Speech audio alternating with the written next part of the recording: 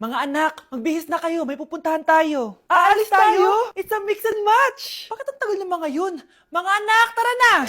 Eeny, meeny, miny, mo.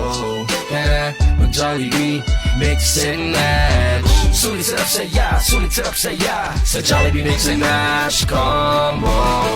Ay, grabe sila oh. Mag-fashion show ba kayo? Trip kasi namin mag-mix and match ng damit, Nay. Very creative, di ba? Saan pa kasi tayo pupunta, Nay? Saan pa ba? Eh di sa Jollibee. Akala nyo kayo lang mahilig mag-mix and match, no? Pati din sa Jollibee. Starts at 78 pesos, you can mix and match 42 delicious combos. And available to in all stores nationwide. Bongga! I love exploring different pairings. Kaya naman I love Jollibee mix and match. Favorite combo ko dyan yung Jollibee spaghetti tsaka Jollibee crispy fries. Perfect mix of sweet and salty. You can't go wrong with any combo dahil para sa akin, lahat sulit, sarap at saya.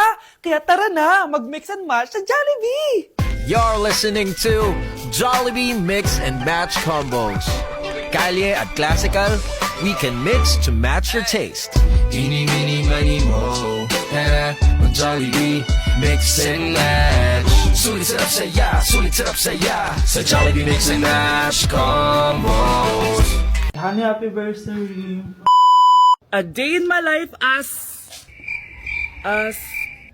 ano ba special sa akin?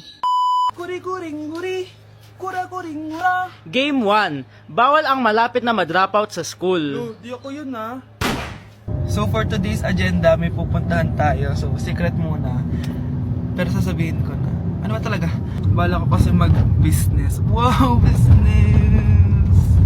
OA. So hindi ko muna sasabihin kung anong business yon. Mind your own business muna. So guys, dahil anniversary na namin ni Honey Bunch bukas, bibilang ko siya ng flower and cake. So nandito na tayo sa flower shop ngayon. Ayan na guys, so nakabili na tayo. So pinili ko pink roses and ganito yung design niya. 12 pieces to guys kasi in each month, mahal ko siya. So 12 months, gets nyo ba? Wala. Happy anniversary Honey Bunch. I love you so much. Sana magkaanak na tayo. So bibili ako ng cake para kay Honey Bunch. 2 cake yung binili ko. Tapos ito yung papadedicate ko. Ate, pwede ba to? Guys, yung mukha ni ate parang gusto niya sabihin sa akin na sana sinend mo na lang yan sa messenger. Seryoso ako. Gusto ko talagang padedicate yun sa cake. Sa mga nagtatanong kung kapatid ko ba to, hindi ko po yun kapatid. O sige na, mag-promote ka na. Shoutout po sa O, akin. diba? May bayad yung promotion dito. Kala mo libre lang yun. Sige na, ipapromote na kita. Ilalagay ko na lang sa bicep mo yung TikTok mo. Ayan. So guys, nandito na tayo sa labas ng bahay. Bigay na natin to kay Honey Bunch. Happy anniversary! May cake ka. Honey, happy anniversary! So anong wish mo para sa ating dalawa? So yun lang naman. Sige na. Okay, class. 5 points sa akin ang makakasagot neto. Ano ang pangalan ni Rizal? Ma'am. Yes, Scarlett? Rizal Park. Anong Rizal Park? Jose Rizal yon. Diyos ko, mga bata ngayon. Siya ang pambansang... Ma'am, siya ang pambansang opa. Siya ang pambansang bayani natin. Anong pinagsasabi nyo? Oh, kompletuhin nyo to. Ang kabataan, ang pag-asa ng busan. Mali! Bayan! Pinagluloko nyo ako, ha? O eto, ano ang sinulat na libro ni Jose Rizal? Ma'am, El Filibusterismo. Imnida. Tama na sana eh. Naloloko na kayo sa K-pop at K-drama na yan, ha? Last na talaga. Ayusin nyo na. Okay, class. Last question. Sino ang kapatid ni Rizal? Kapatid ni Rizal? Ma'am! Eto, sure na ako sa sagot ko. Yes, Scarlett! Ang kapatid ni Rizal Park ay si... si Sandara Park! This year, ang Christmas decor namin dapat aesthetic, mala Pinterest score. Minimalist but magical. Nay, ganito yung gusto kong Christmas decor. Need na lang natin ng ribbons, garlands, glitters, and maybe a glue gun. Tingnan mo, may ilaw pa sa bintana mo. Anong gusto mo, magparol show? Nay, trust the vision. Sige, basta, huwag kang gagastos ng bongga ha. Wow, ang ganda nito. Grabe, ang dami ng tao. Christmas season na nga talaga. Okay, good. Secured. Ayan, all added to basket na. Ayan, secured na talaga.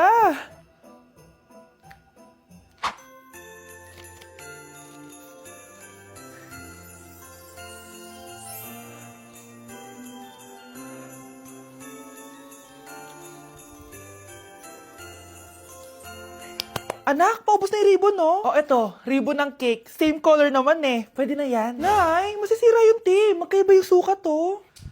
Nay, ba't mo inopin yung electric fan? Mainit kasi. Ay, Diyos ko, ang kintab ng pusa.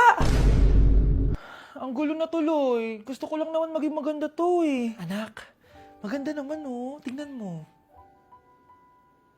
At least, nagkaroon tayo ng mother-daughter bonding. Parang okay naman. O, di ba? I'm the OG interior designer.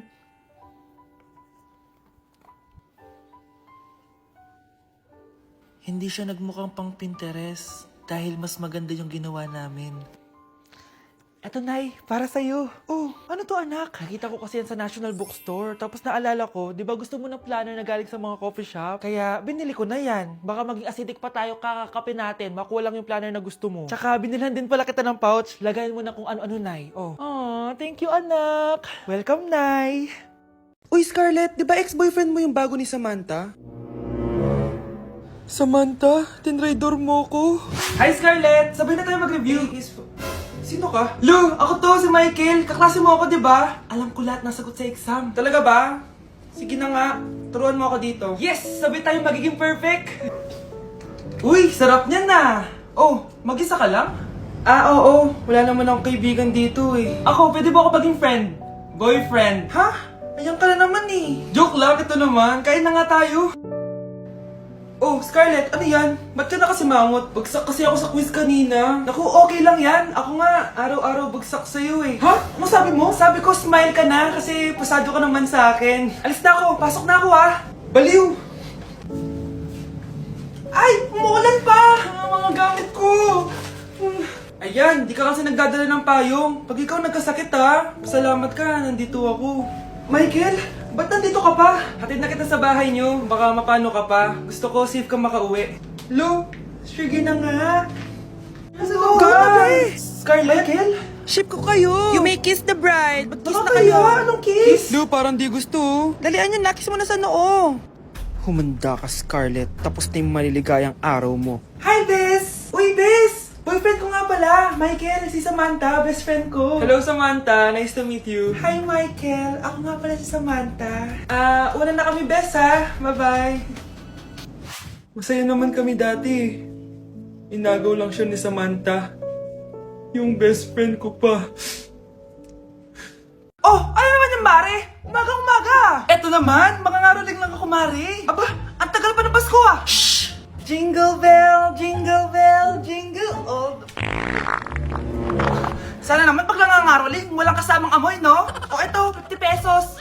Thank you, Mars! A few moments later. Mare! Oh, ano na naman? Andito nga pala yung inaanak mo. Di ba, ninang ka nito? Bakit mo ko dinala dito, Nay? Sino ba yan? Ang pangit-pangit naman eh. Ay, hindi ko ninang yan. Gusto mo lang ang pera, no? Sus! Eto nga, oh, may picture nga kayo ng binyag niya.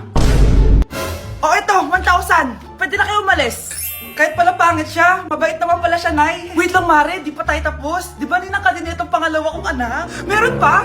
Hello po, Ninang. Oh, ito, 1,000. Last na yun, ha? May pambili na ako ng brief. Ay, oo, Mare, last na yan. Manganganak nata ko, Mare. Mare! Okay ka lang ba? Mare, ikaw ulit din ang neto, ha? Sige, Mare. Next year na lang, ha? Anong next year? I-advance mo na yung birthday, binyag, at aginaldo neto. Mga 5,000 lang yun, Mare. Anak, boyfriend mo ba yung anak ng kapitbahay natin? Opo, Nay. Ano? Ayoko yun. Makipag-iwal ka na doon. Bakit naman, Nay? Mahal namin yung isa't isa. Di nga marunong magbayad ng utang yung nanay nun. Oh, ano naman kinalaman namin doon? Basta. Di kayo pwede nun. A few moments later. Babe, pumunta ka na. Tulog na si nanay. Hi, babe. Hello. Ba't parang kabado ka, babe? Kasi ayaw sa'yo ng nanay ko. Ayan na nga ba sinasabi ko? Nay! O anak, bakit nandito ka sa bahay ng babaeng yan? Nandito pala hindi marunong magbayad ng utang. Nahiya naman ako sa'yo, chismosa. Teka lang, magkano ba utang mo sa kanya, Nay? 50 pesos. 50 pesos lang yung utang niya sa'yo? 50 pesos lang? Umiiyak na? Bakit? Malaking bagay na yun sa akin. Oo, ito. Bibigyan ko kayo tig 1,000 tig isa. Ito, Nay. Manahimik ka na, magpapakasal na kami next week ng girlfriend ko, Aba, kasal agad? Dagdagan mo to. Nay naman! Magkano po ba? 10 milyon!